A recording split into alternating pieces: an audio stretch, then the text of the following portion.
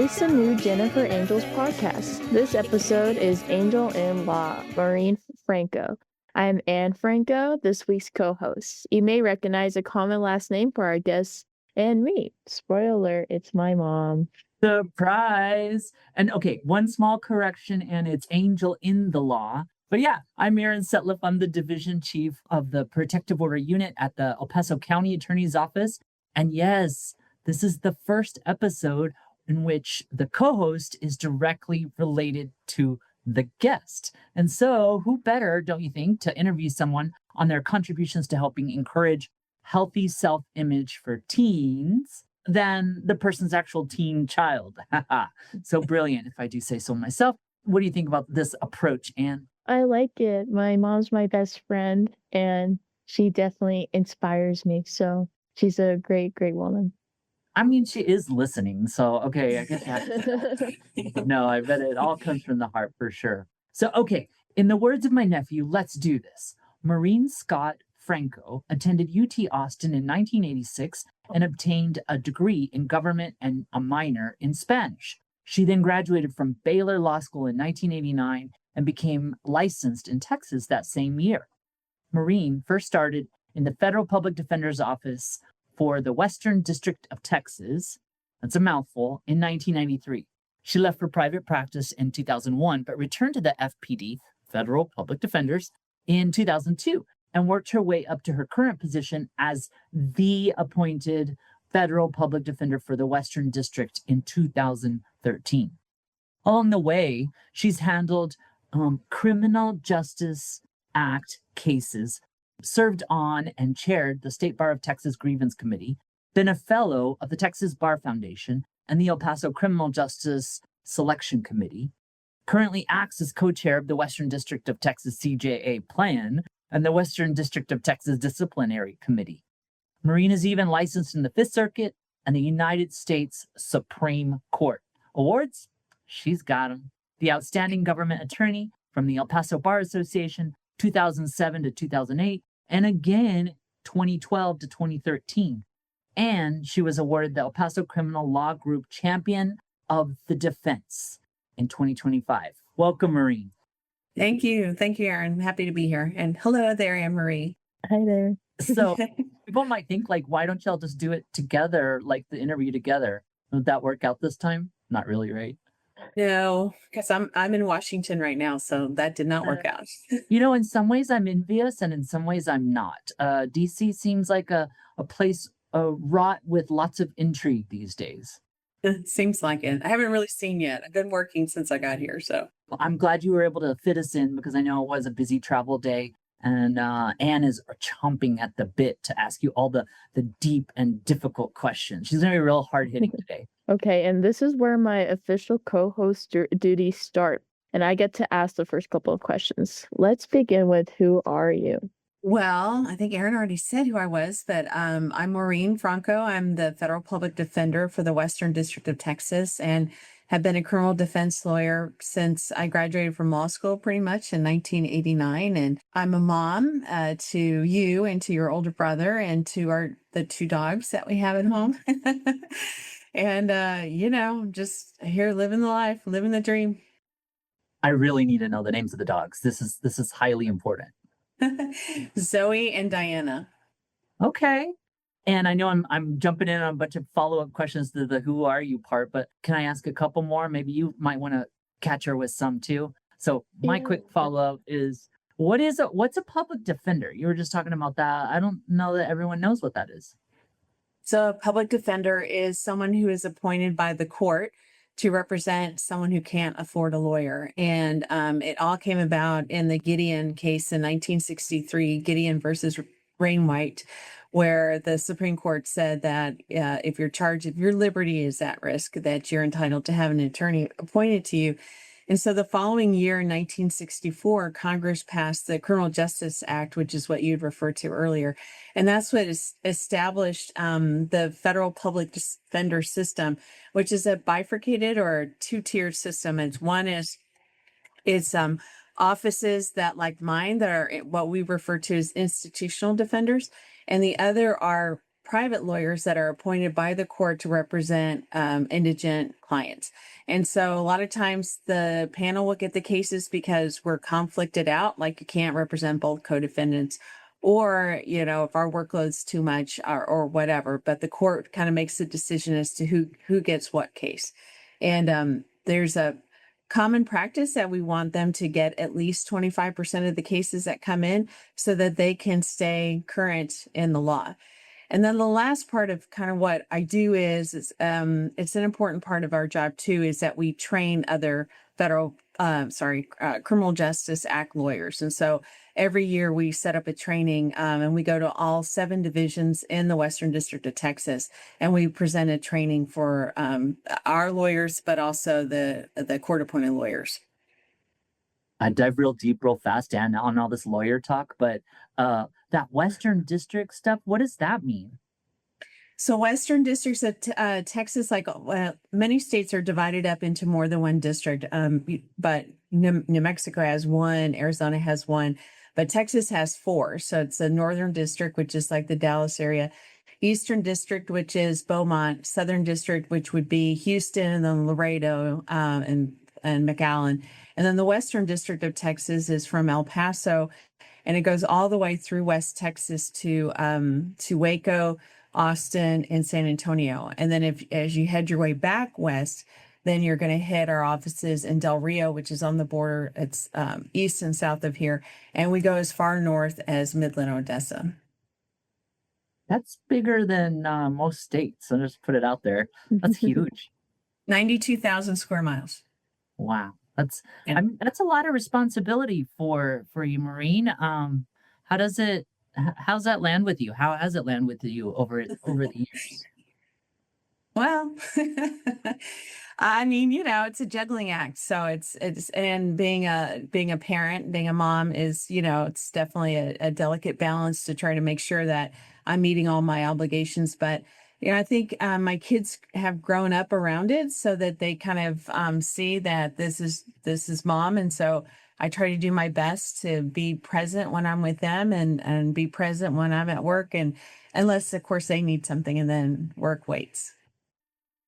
And this is your chance to get your hard-hitting "Who are you?" question follow-up in if you want one. Yeah, like what has been like, you know, since you're now the federal public defender, like what makes administration, like what is like the biggest challenge with the administration side? Because obviously you went to law school, you didn't go to like business school and such. So like what's the most challenging part of that?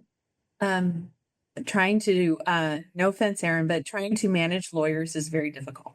So that's Amen.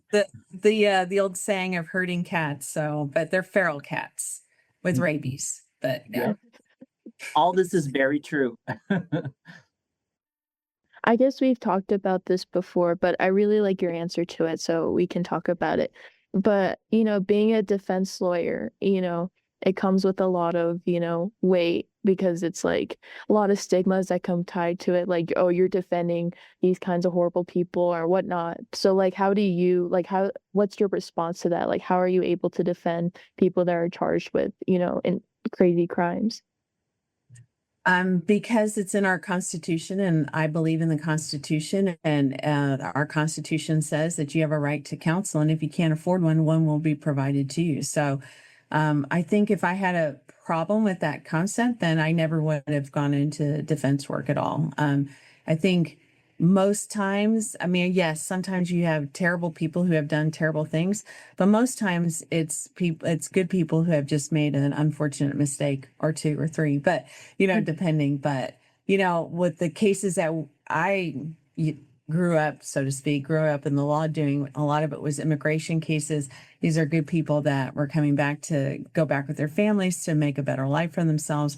You know, but I have represented people that aren't so palpable, let's just say. But I just think that it's very important to remember that this is a constitutional right. And I think that just because you have a court-appointed lawyer doesn't mean that you shouldn't get the full defense. I mean, I have always told the lawyers, that they should get the same defense as, a rich person would get, that we should put every effort into it and to prepare so that the client gets the best representation possible. And then here's our next question. How have you helped boys and girls develop a healthy self-image? Well, I mean, I could answer it probably from the point of view of being a parent, because I don't have much to do with children, thank God, in the sense that we don't represent juveniles. That's what I meant. Not that I hate children, but anyway, but as a, well, but as a mom, I think it's really important to really highlight the facts, the aspects of them that are positive, and reinforce those. And then when you recognize that there is an issue with one of your children, is to try to work on that issue, to get them to see, okay, this is something that you could improve on, and this is something that you excel at.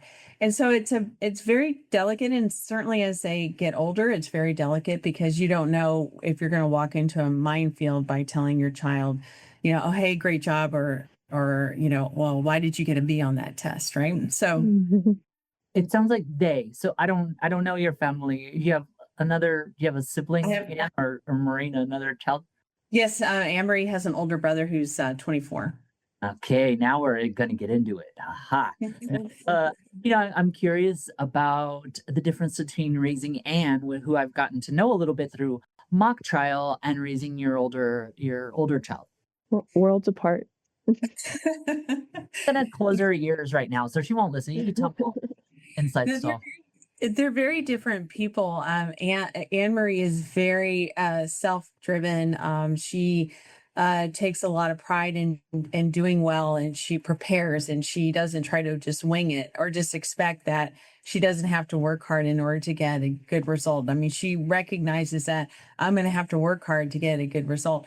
My son, he got through Cathedral, breezed through there, got into Texas State, went into Texas State with probably almost 2 years worth of credits.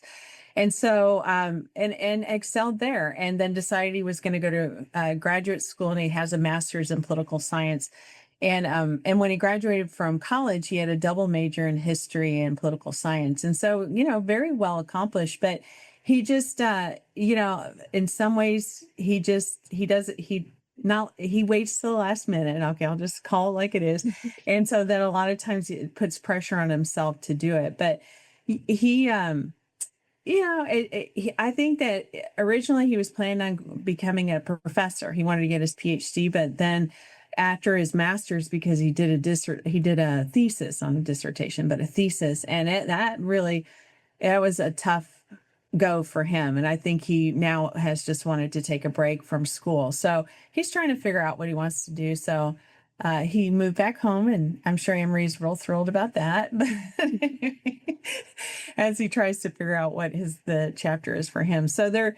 And raising boys and girls are different. I kind of think I know how girls think. I still don't understand how men think sometimes. And so, I struggle with that on what's the right thing to say or do. But I just have always wanted both kids to know that, they can tell me anything, that I might get initially upset or disappointed, but that ultimately I want to work it through with them to figure out where we can go from wherever they're at. Marina, I wanted to just kind of tie a little bit of a bow around Anne's second question, though, is it strikes me, I know you don't work directly with boys and girls in your work, but I know that you're a leader in our community and a leader across several communities. And it just strikes me that your leadership style has a ramification for all the people that work for you, and they all have kids. And so I wonder if you could talk a little bit about your leadership style and the way it might help, the people for whom that work for you, help them sort of be healthy in the way that they raise families. I don't know where I'm going with this. I think that there's a connection. No, I understand what you're saying. I mean, I think that a lot of it is recognizing that, we have a job that needs to get done, but we're in a big office. And so if something comes up then there's someone else that can step in and represent that client, or go to court that day, or do whatever it is that needs to get done. And I've made that very clear that, if a family emergency comes up, if you're sick, I don't want you to come to work if you're sick. And it's not just because you're going to get everyone else sick, but it's more the idea that, you need to take care of yourself, because it will, shorten the amount of time you're out if you just stay home and take care of yourself. And so I've tried to model that for sure, that your family should come first. And then that's why you're part of a large office. When you practice law by yourself, you don't have that option. You go, if you have to work 24 hours in the day, you will, because that's what's required of it. But I don't want anyone to feel like they don't have that support, because that's a benefit of being in our office. And so I've made that, I think, very clear through my time in leadership, and certainly as the defender, that the family should come first. And for instance, today I got an email that unfortunately one of my secretaries, her husband is dying in Del Rio of cancer, and he had got diagnosed. I told her, get him to MD Anderson. Don't mess around with, any local practitioner. And, he did well for a while, but it's spread now. And so they asked me, and she has to leave, but she wants to continue to work because he doesn't need constant care, but she doesn't want to leave him at home.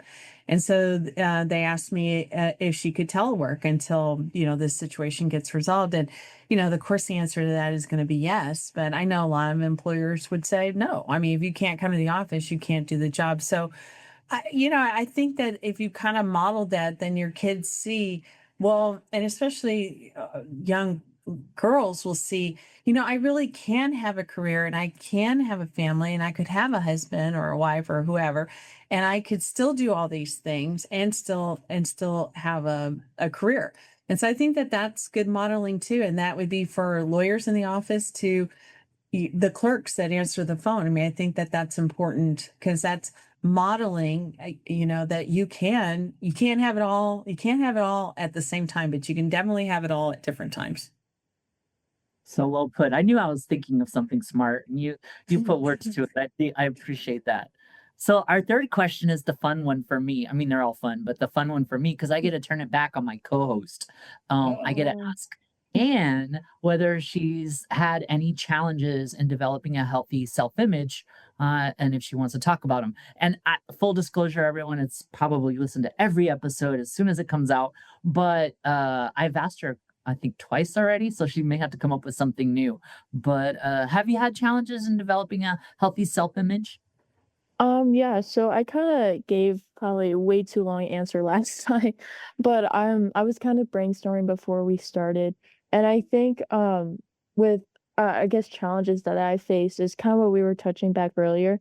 I'm a perfectionist, and I beat myself up whenever I don't, get what I want. And I know that sounds like kind of an immature thing, but I mean it's true. I really work hard, and I run myself to the ground, and I feel like I kind of attach myself to, like, for instance, with me it's my grades and my smartness, I guess. So, like, for instance, I remember my sophomore year I had to take honors geometry, and that was really hard for me in terms of self-image, because it was the first time in my life where I had really struggled with the class.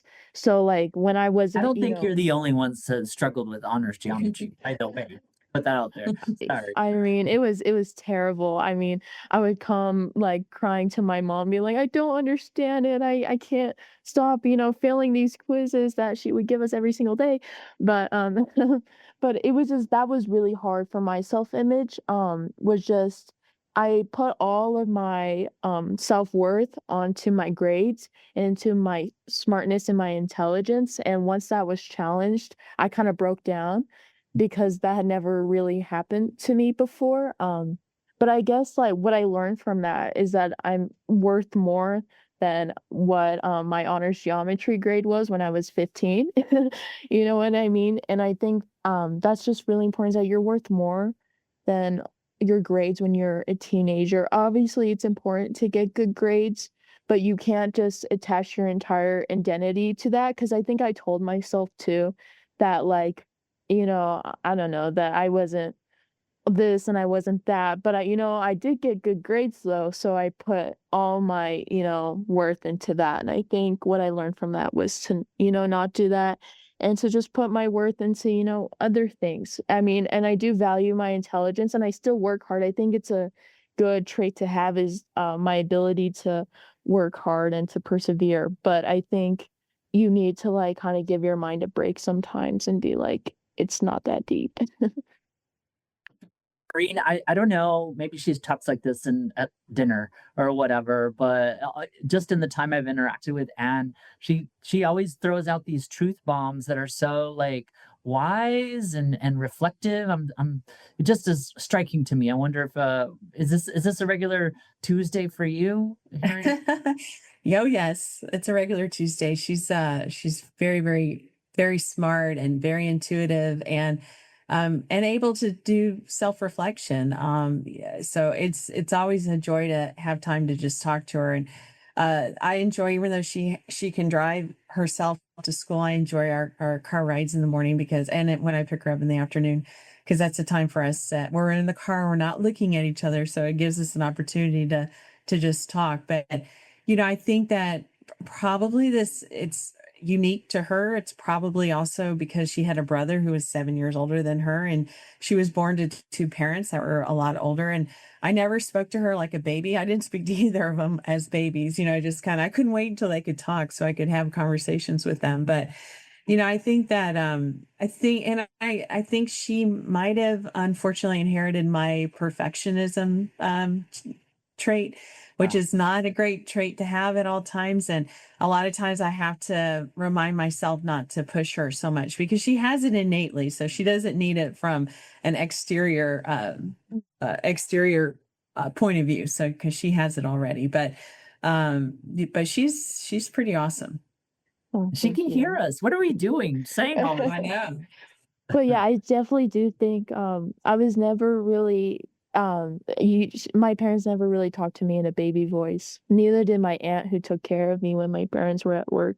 I was always just talked to like I was a regular human person. And I think, but I mean, I always say this, by the time I was 4, I think I've had the same amount of thoughts and, like, the same amount of mental capacity since I was 4, like, I understood what was going on, and I had the same internal monologue. Obviously, you don't really realize when that changes, but it's true, and, like, I've always just felt like I was older than what I actually am, and I feel like just each passing year, I'm, like, closer to that actual age, which is, I guess, like, 45 or something, you know what I mean? So and I think that does come with having older parents too. It's just I've always just felt kind of I just kind of just been always very self-aware, and I think that comes with having older parents. And that's why I want to have kids when I'm older too, because I've seen how valuable that is and how I don't feel like I missed how I interfered with my mom's life, at an early age. And that like I see that my mom made an incredible, career before I was born. And that makes me feel better because it was like she doesn't feel like she missed out on anything because of me. So I think that's how you should do it. Okay, here's the last official question. I'm going to answer this first and then throw it to you. If you could have a magic wand, how would you help all girls and boys as they grow up to participate in healthy relationships?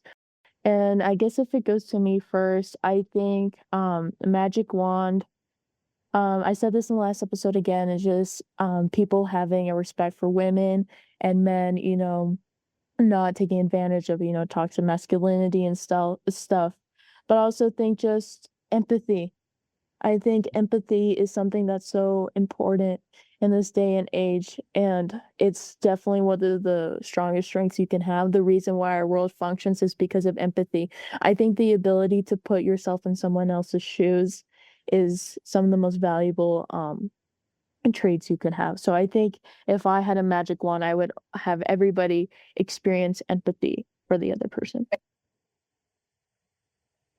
Well, Yeah, I now it's think you. that I would agree with you that that seems to be the only magic wand that would really work to have that mutual respect that people should have in relationships and dealing with people is how do you want to be treated, and if you want to be treated a certain way, then you should treat someone that way, and and not to treat them poorly. And I think it applies to men and to women, is to kind of know your worth, know your value. And when you know that, when you know what your worth is and what your value is, that that you're a good person, that you're a kind person, that you're an empathetic person, then you will not put up with someone treating you less than. And I think that so many people are so eager to just, oh, well, I want to jump into this thing, or I want to jump into that thing. And they don't really slow down to think, I haven't been my entire life where I can experience romantic love or physical love or whatever.